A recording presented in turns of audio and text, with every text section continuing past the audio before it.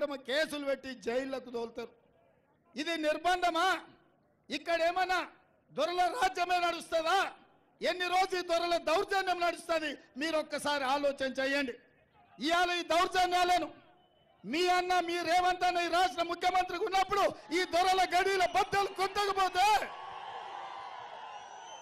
ఈ సిద్దిపేట గడ్డ మీద 3 రంగుల జెండా ఎగరకపోతే శాశ్వతంగా ఈ సిద్దిపేట ప్రాంతం బానిసలుగా బ్రతకాల్సిన పరిస్థితి వస్తుంది.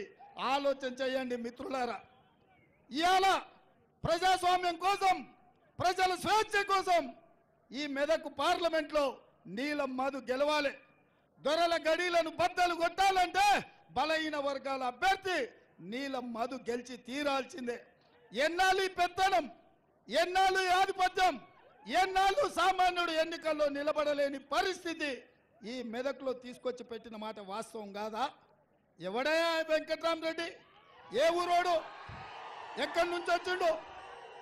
ఎవడు వాడు? ఎక్కడికి వచ్చిండు? ఎక్కడ నిలబడ్డాడు? ఏం చేసిండు మీకు? ఏం తెచ్చిండు మీకు? మల్లన్న సాగర్లో ముంచినోడు కాదా? రంగనాయక సాగర్లో మిమ్మల్ని పాత రేసినోడు కాదా? వేలాది మంది పోలీసులను దించి ఏటిగడ్డ కిష్టాపూర్ మల్లన్న సాగర్ ప్రాంతంలో రైతులను బందిపోట్లను చూసినట్టు చూసి బందిపోటు దొంగల్లాక బేడీలేసి పట్టుకపోలేదా మల్లన్న సాగర్లో రైతులను? ఏటిగడ్డ కిష్టాపూర్ రైతులు మర్చిపోయింది అనుకుంటున్నారా? ఏం చూసి ఇచ్చిండే హరీష్ మామ అల్లుళ్ళు వెంకటరామరెడ్డికి టికెట్? ఏం చూసి ఇచ్చిండ్రు? నగదే కదా. ఎక్కడివి ఇవన్నీ?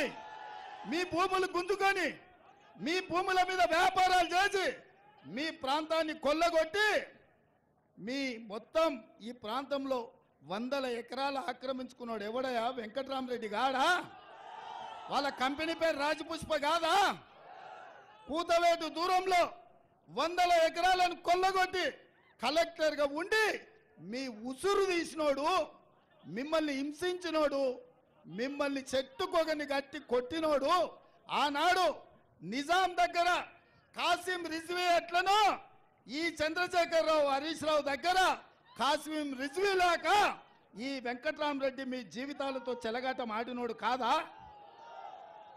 ఇవాళ అట్లాంటోని కరీంనగర్ నుంచి తెచ్చి మీ దగ్గర ఎమ్మెల్యేకి ఎంపీకి నిలబెడితే మీరు అమాయకులా? మీకు ఆలోచన లేదా?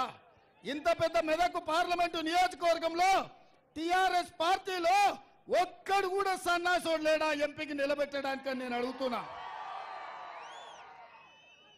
ఈ సన్నాసులు, ఈ సోయిలేని వాళ్ళు, ఈ దద్దమ్మలు, ఈ నీచులు ఇవాళ మీ మీద పెత్తనం చేస్తున్నారు.